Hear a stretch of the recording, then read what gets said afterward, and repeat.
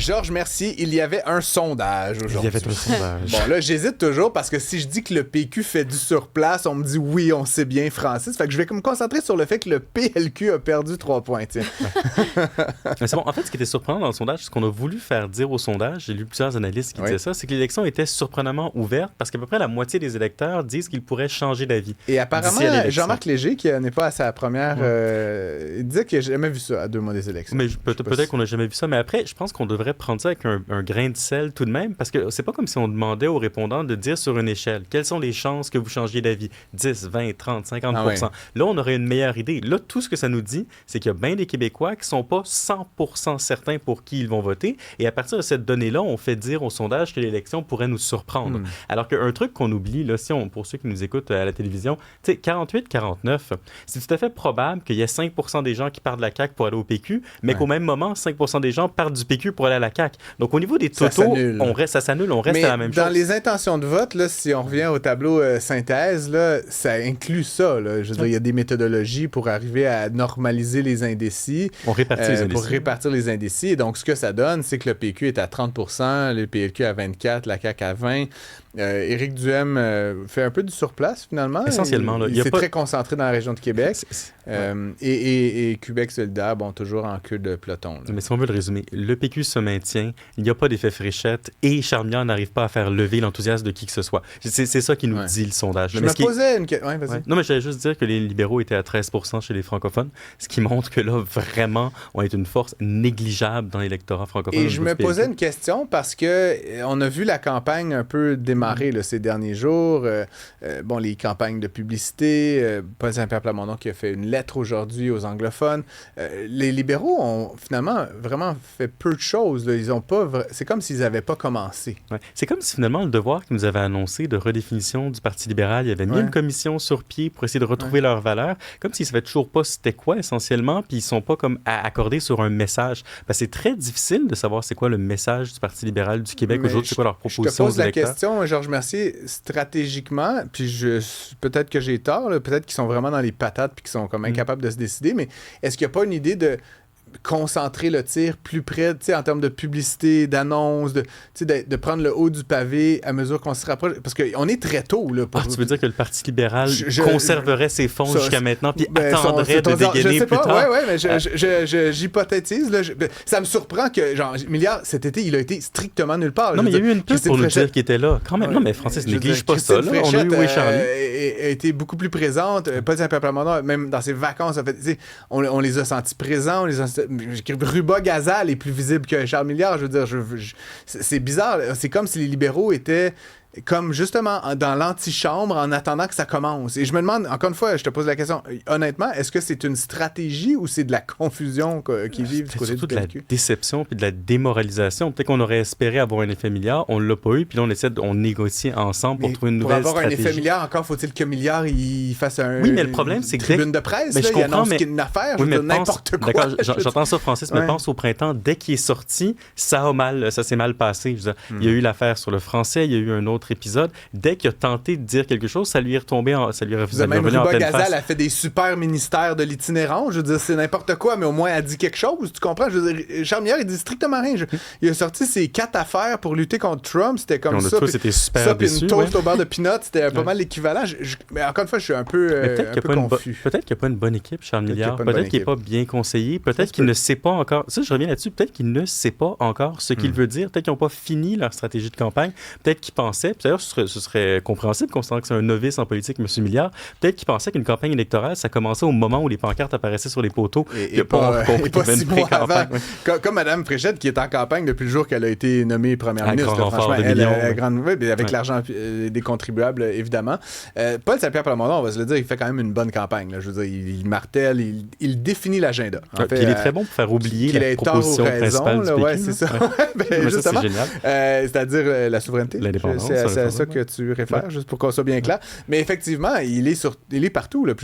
Moi, ce que j'aime bien observer pendant les campagnes, c'est les thèmes dont on parle, qui les définit, c'est-à-dire à quelle proposition est-ce qu'on réagit tous, là, les autres partis. Et pour l'instant, c'est quand même M. Saint-Pierre Plamondon qui fait un peu la pluie et le beau temps. Il faut quand même dire que depuis son retour de vacances cette semaine, il réagissait lui-même à la pluie d'annonces de Christine Fréchette. Puis tout le message du PQ en ce moment sur des candidatures professionnelles, de qualité, expertes, technocratiques, tout ça, c'est quand même une réaction à la perception de mauvaise gestion de la CAQ. Donc oui, c'est là, c'est en ligne pour être ça le thème de son début de campagne. Sinon, il a fait justement, le chef du PQ, une lettre aujourd'hui dans le National Post, donc une lettre en anglais où il prend la plume pour s'adresser à la communauté anglophone québécoise. Et je pense qu'il t'écoutait, Francis, parce que la semaine dernière, tu reprochais au PQ de ne pas parler aux anglophones. Voilà qu'il leur parle. Et il leur parle d'une drôle de manière. Parce que ce qu'il essaie de leur dire essentiellement, c'est vous êtes aussi des citoyens du Québec, vous utilisez les services publics, vous utilisez les routes. Et vous êtes déçus comme moi. Et vous êtes déçus comme nous de la qualité de nos services publics. Et donc, vous devriez vous soucier de la campagne électorale. Vous devriez vous considérer vous-même, en tant qu'anglophone, comme de vrais citoyens. Et il y a un moment de sa lettre où il dit ce n'est pas vrai que les intérêts des francophones s'opposent nécessairement aux intérêts des anglophones. Mais là, c'est très étrange quand même. Je comprends pourquoi il le fait. Il ne veut pas s'aliéner les anglophones, il veut montrer qu'il tend la main. D'accord, ça c'est très beau. Mais il y a quand même un truc très étrange parce que dans les faits, c'est tout à fait faux que les intérêts des francophones ne s'opposent pas aux intérêts des anglophones. La principale raison d'être du Parti québécois, c'est quand même de protéger la culture québécoise qui se définit d'abord et avant tout par la langue française. Et s'il y a bien un parti qui va vouloir mettre en place des mesures musclées pour défendre la langue française, c'est le Parti québécois, ce qui est une très bonne chose, mais qui vont déplaire aux anglophones. C'est ça, exactement. Et c'est ce qui m'a frappé dans cette lettre, puis je l'ai lu, puis je l'ai même annoté, puis on s'est envoyé des commentaires totalement.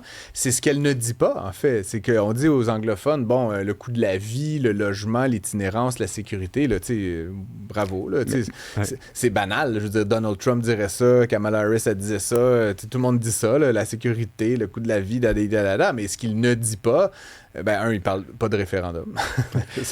Et surtout, il ne dit pas, je veux dire, la CAQ l'a fait, puis le PQ le ferait certainement, mais c'est renforcement de l'Office québécois de la langue française, c'est d'interdire aux anglophones d'étudier en anglais, ou en tout cas de leur rendre la vie plus difficile, d'interdire aux Canadiens de venir étudier aux mêmes conditions. Je veux dire, c'est un peu une lutte contre l'anglais. Là. Je veux dire, puis après, on est pour ou on est contre. Mais je veux dire, si tu veux convaincre les anglophones de voter pour toi, il faut que tu leur dises un peu, on va arrêter de vous taper dessus, alors que ça, c'est pas quelque chose qui est présent dans la lettre. Mais je pense qu'on assiste en ce moment au début d'une grande tentation du côté du PQ durant cette campagne électorale-là qui va être de faire oublier la question référendaire, faire oublier la souveraineté, parce qu'on sait très bien au niveau du leadership du PQ que c'est pas un enjeu gagnant en ce moment. Le sondage Légit ce matin nous disait ça pour 8% des Québécois ou quelque chose comme ça, que c'est l'enjeu prioritaire. Donc ce n'est pas l'enjeu et on sait que ça coûte des voix au Parti québécois. Donc ce qu'on tente de faire depuis le retour de vacances de PSPP, c'est tenter de le mettre sous le tapis, de se normaliser et c'est pour ça que ce qu'on met de l'avant, c'est la compétence, l'expertise, les enjeux plus près des électeurs. Et dans sa lettre aux anglophones du Québec, c'est très habile ce que fait PSPP.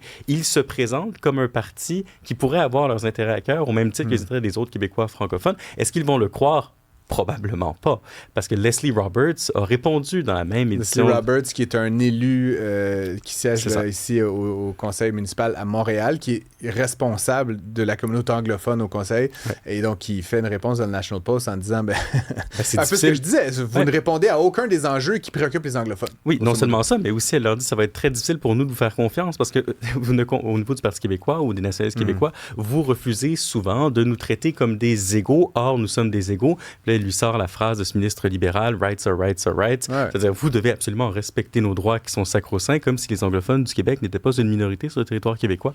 Mais le fait que c'est une minorité, encore une fois, il y a plein de façons de traiter des minorités dans plusieurs pays. Je veux dire, ici, Non, mais il y a un paradoxe des anglophones au Québec. On a tendance à leur faire la vie dure, là, à tort ou à raison. Mais je sais pas. Là, quand vous avez un État fédéral entier qui vous défend, c'est difficile de vous faire la vie dure. Le problème des anglophones du Québec, c'est on reproche souvent au fédéral d'avoir assimilé les Québécois. Là, les Québécois essaient d'assimiler la minorité anglophone dans la province. Je veux dire, c'est correct, la cascade, là, mais... mais il y a une méchante grosse différence entre les anglophones puis un autre type de minorité. Ils ont un continent pour leur venir en aide. Ouais. Si les anglophones parlaient espagnol, on n'aurait pas du tout les mêmes rapports avec eux. Là, le problème, c'est que si on leur donne quelque chose, ben, c'est ouvrir une brèche à l'angle des États-Unis, de la Grande-Bretagne. Bon, donc les anglophones ne sont pas une minorité au sens de l'imaginaire de gens persécutés ou persécutables. Mais ça reste que, tu sais, l'accès aux langues, aux écoles de langue anglaise, l'anglais au travail, l'affichage en anglais. Oui, mais on est une nation francophone, Francis. Je veux dire, à quelque part, soit on a une langue commune, puis c'est le français, soit on n'en a pas, puis on persiste à faire des exceptions, mais on peut pas faire les deux en même temps.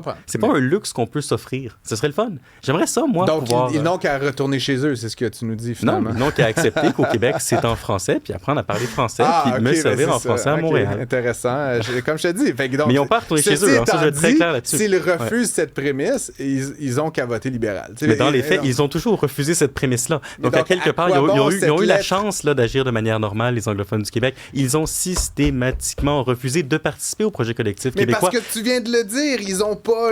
C'est pas...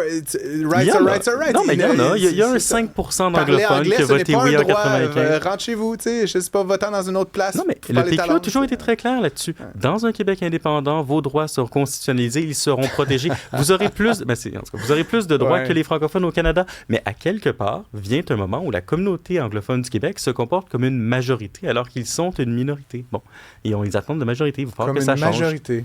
Mais dans les faits, ils sont une majorité à l'échelle du Canada. On n'a pas le temps de démystifier cet énoncé, mais quand même... 2 morceaux de robot à PSPP d'avoir tendu la main. D'avoir tendu la main et qui me fait quand même mal paraître, je vais t'avouer. Mais qui t'écoute, c'est ça l'essentiel, il t'écoute. Ceci dit, Paul, puisque tu nous écoutes, je me permets de le tutoyer, la prochaine fois, contacte-moi un peu, parce que moi, il y avait des petites tournures de phrases. Je comprends qu'on veut faire Frenchie, mais je sais pas, ça m'a agacé. Si ça avait été trop parfait, on lui aurait reproché. Ah, c'est ça, c'est du Frenchiness stylistique. Merci beaucoup, Charles. Merci, à demain.